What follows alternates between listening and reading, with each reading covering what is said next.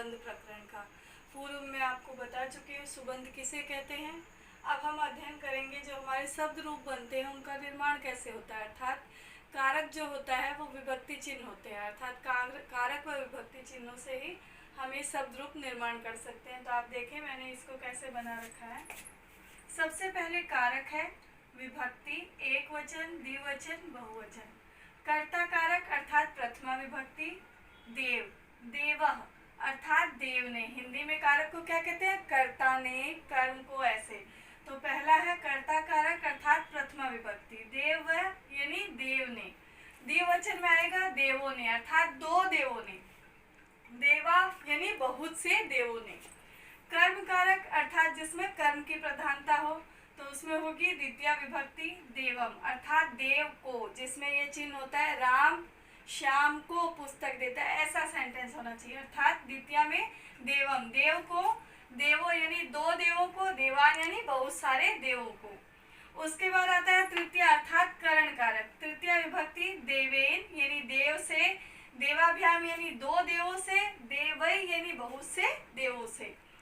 संप्रदान कारक यानी चतुर्थी विभक्ति, देवाय यानी देव के लिए, देवाभ्याम यानी दो देवों के लिए, और देवेभ्य यानी बहुत सारे देवों के लिए।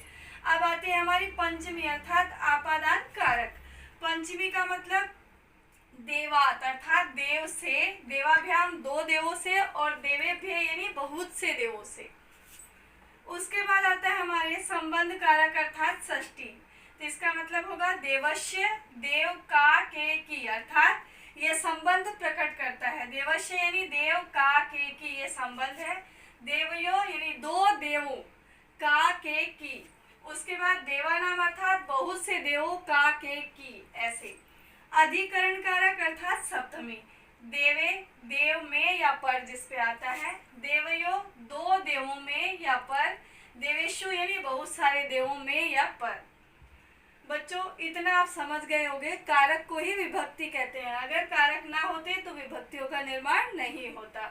इसीलिए कहा गया है क्रिया जनकम कारकम, अर्थात क्रिया को जन्म देने वाले कारक ही होते हैं। अब इसके कुछ महत्वपूर्ण बिंदु मैंने यहाँ लिख रखे हैं, आप ध्यानपूर्वक सुने। पदों का वर्गीकरण, महत्वपूर्ण बिंदु। सार्थक शब्दों या पदों को तीन भागों में बांटा गया है। पहला है नाम या संज्ञा पद, तो इसके अंतर्गत आते हैं संज्ञा, सर्वनाम, विशेषण, क्रिया विशेषण, और ये सारे पद आते हैं।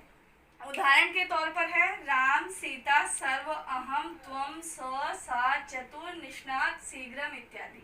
उसके बाद दूसरे नंबर पर आता है आख्यात पद, अर्थात लकार जो होते हैं हमारे, उन्हें कहते हैं आख्यात पद। अब इसकी परिभाषा सुने। क्रिया पदों को आख्यात पद कहते हैं, जैसा मैंने आपको पूर्व में बता दिया, अर्थात लकार को। जैसे पठती, चिनोतु, जगाम, पठिष्यति, अभवत इत्यादि। उसके बाद आता है हमारा 3 नंबर पर अवयव पद। उपसर्ग तथा निपात अवयव पद हैं।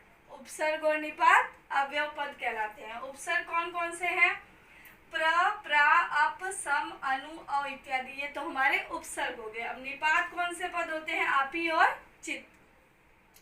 बच्चों आशा करती हूँ आज का ये टॉपिक आपको भली भांति समझ आ गया होगा।